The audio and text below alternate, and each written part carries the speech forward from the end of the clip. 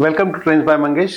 LinkedIn मास्टरीच्या video सिरीजमधला दुसऱ्या एपिसोडचा दुसरा भाग, प्रोफाईल बिल्डिंग फॉर इम्पॅक्ट, जिथून आपण बघणार आहोत, जिथून आपण अनलॉक करणार आहोत foundation of your LinkedIn success. मित्रांनो, मागच्या भागात आपण पाहिलं आपला प्रोफाईल फोटो आणि बॅनर कसा असावा ज्यानं आपल्या प्रोफाईलला 14x न व्हिजिट्स वाढू शकतात.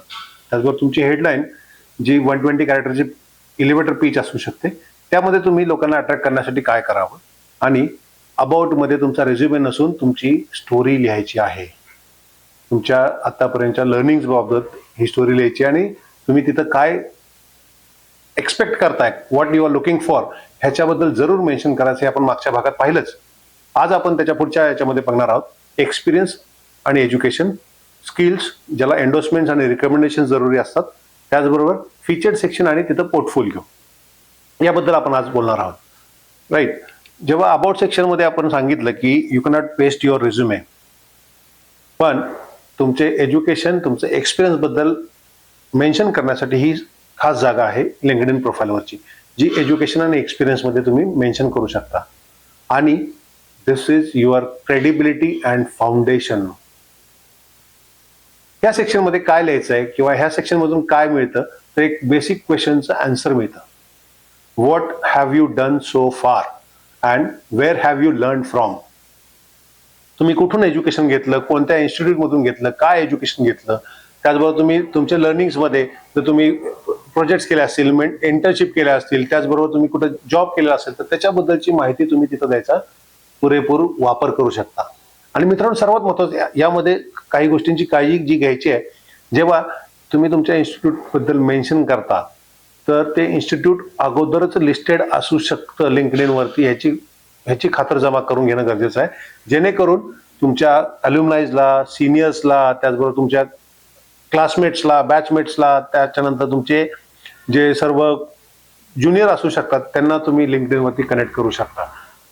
पुढच्या भागांमध्ये तुम्हाला ह्या गोष्टींचं महत्त्व पण लक्षात येईल की ग्रुप्स अँड कम्युनिटीजमध्ये तुम्ही जेव्हा जाता किंवा आणखीन कुठे तुम्हाला एकमेकांशी कनेक्ट करायचं असतं, first connection, second connection, third connection, याच्याबद्दल जेव्हा आपण बोलतो तर त्यामध्ये या लोकांचा कितीतरी खूप चांगला आपल्याला मदत होऊ शकते कनेक्शनच्या बाबतीत. राईट.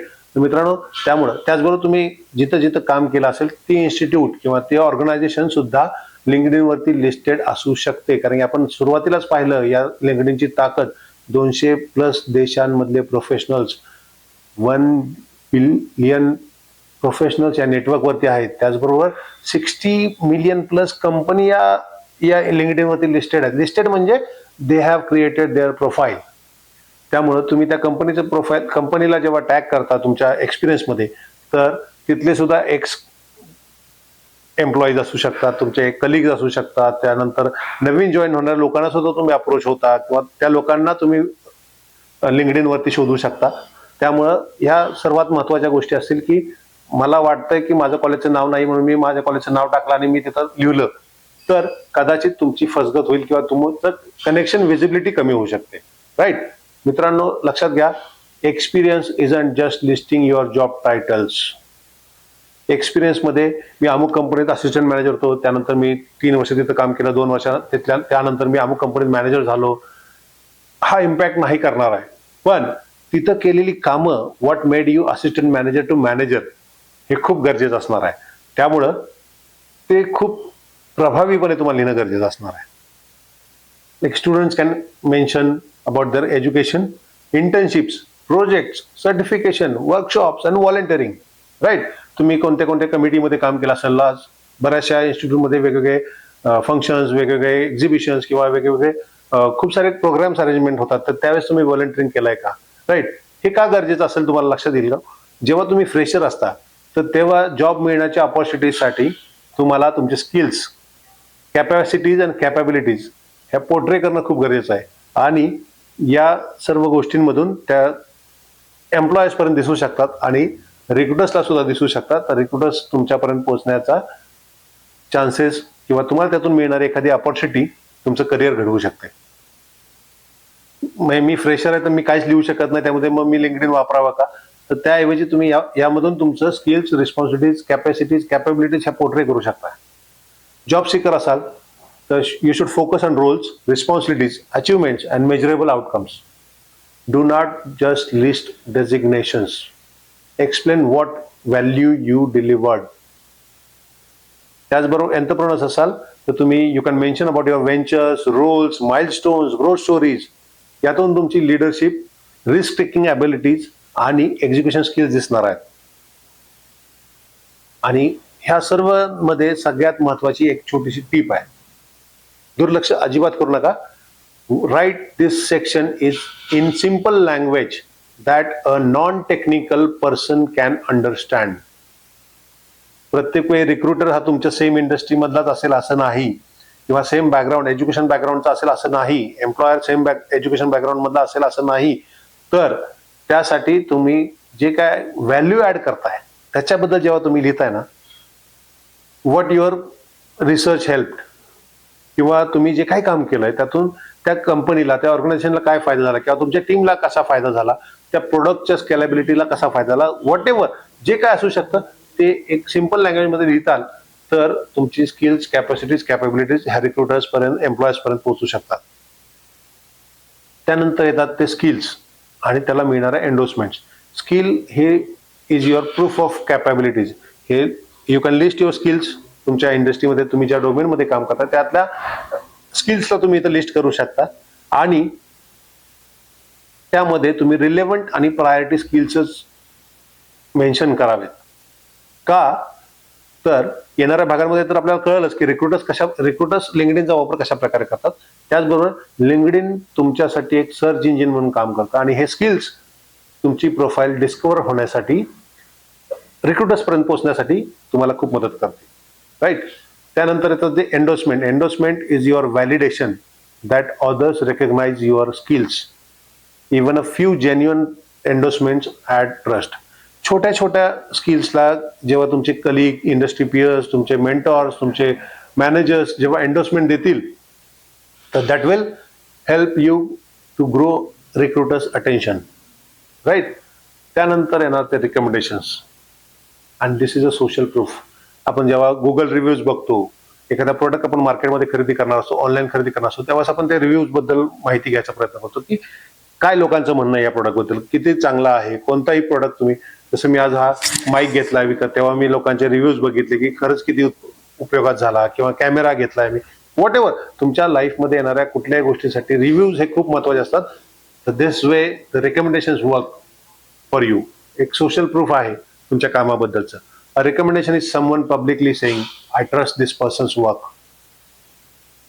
अगेन प्रश्न येतो सर्वांसाठी की मी स्टुडंट आहे, मी फ्रेशर आहे, तर मला कोण रिकमेंडेशन देणार, माझं काम कसं मी दाखवलं असणार आहे. मित्रांनो, तुमच्या प्रोफेसरनी तुम्हाला काम करताना पाहिलेलं आहे, तुमच्या मेंटॉर्सनी, त्यांच्याकडून तुम्ही गायडन्स घेतला असेल तुमच्या करिअरसाठीचा, त्या लोकांनी तुम्हाला पाहिलेलं आहे, त्यांच्याकडून तुमच्या ॲबिलिटीज बद्दल रिकमेंडेशन घेऊ शकता. जॉब सिकर्स तुमच्या मॅनेजर्स कडून, तुमच्या इंडस्ट्री पियर्स कडून, तुमच्या कलिग कडून तुमचं रिकमेंडेशन घेऊ शकता. एंटरप्रेन्योर्स, तुम्हाला तर खूप सारे क्लायंट्स असतात, ते लिंक्डइन वरती आहेत, तर त्यांच्याकडून तुमच्या प्रोडक्ट सर्व्हिसेस बद्दल रिकमेंडेशन घ्या. पार्टनर्स कडून घ्या. त्याचबरोबर कोलॅबरेटर्स बरोबर तुम्ही जेव्हा काम करता तर त्यांच्याकडून तुमच्या कामासाठीचे रिकमेंडेशन घ्या.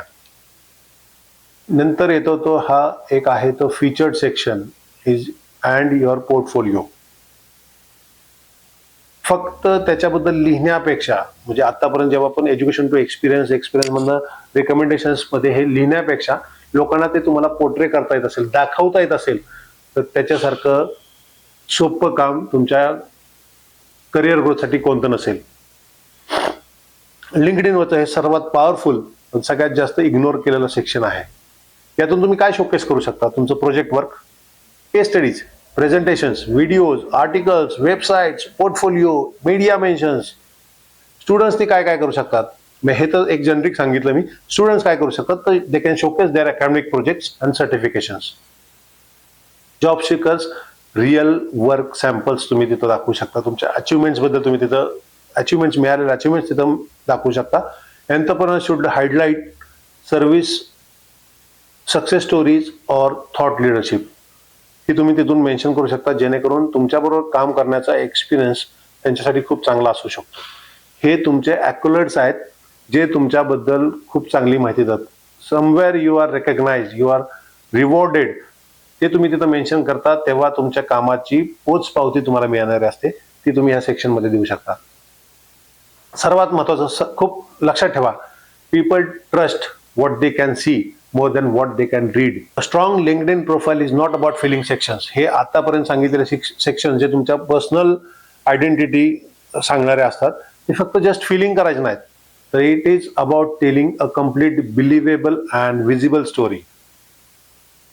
ती कुठून येते, एक विजिबिलिटी कुठून येते किंवा त्याच्यामध्ये तुमच्यावरती विश्वास ठेवण्याचा लोकांना अपॉर्च्युनिटी कुठे मिळते, तर experience shows where you came from. तुम्ही कोणत्या कोणत्या ऑर्गनायझेशनमध्ये काम केलंय, तिथं तुम्ही काय अचीव्ह केलंय त्याच्याबद्दल जेव्हा तुम्ही मेन्शन करता, दॅट क्रिएट्स अन क्रेडिबिलिटी.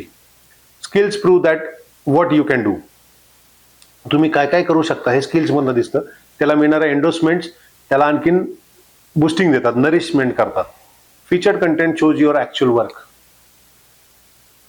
हे जेव्हा तुम्ही एक खूप सुंदररित्या जेव्हा भरता, तेव्हा तुमचं लिंक्डइन प्रोफाईल तुमच्यासाठी काम करायला चालू करतं, even when you are offline. जेव्हा तुम्ही लिंक्डइन वापरत नसाल किंवा तुम्ही ऑनलाईन नाही कुठल्या क्षेत्रामध्ये, तरी सुद्धा हे लिंक्डइनचं प्रोफाईल तुमच्यासाठी काम करतं. मित्रांनो, हे खूप मजेदार आहे. लिंक्डइनवरती तुमचं प्रोफाईल एक स्ट्रॉंग प्रोफेशनल प्रेझेन्स घेऊन देतं, जो डिजिटल पासपोर्ट आहे लिंक्डइन म्हणजे तुमचा. तर ह्याचा वापर नेटवर्किंग किंवा जॉब हंटिंगसाठी कसा करणार आहोत हे आपण पुढच्या भागात बघणार आहोत. तत्पूर्वी मी जाता हे सांगेन की knowing LinkedIn is a step 1, जे आपण पहिल्या 2 भागांमध्ये पाहिलं. Using it to network and learn opportunity is step 2, जे आपण येणाऱ्या भागांमध्ये बघणार आहोत.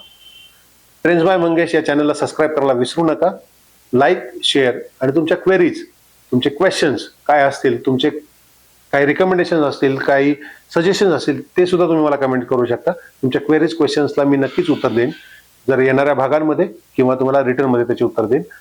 तुम्हाला रेफरन्ससाठी माझी लिंक्डइनची प्रोफाईलची लिंक ही डिस्क्रिप्शनमध्ये जोडलेली आहेच, त्याला तुम्ही मला तिथं कनेक्ट करू शकता. त्याचबरोबर तुम्हाला रेफरन्ससाठी ती लिंक्डइनची प्रोफाईल, की जेणेकरून तुमची प्रोफाईल बनवताना तुम्हाला काही अभ्यास करता येण्यासारख्या काही त्या गोष्टी असतील, त्याचा वापर तुम्ही करू शकता. भेटूयात पुढच्या भागात, जिथं आपण बघणार आहोत लिंक्डइनचा वापर नेटवर्किंगसाठी कसा करणार आहोत. धन्यवाद.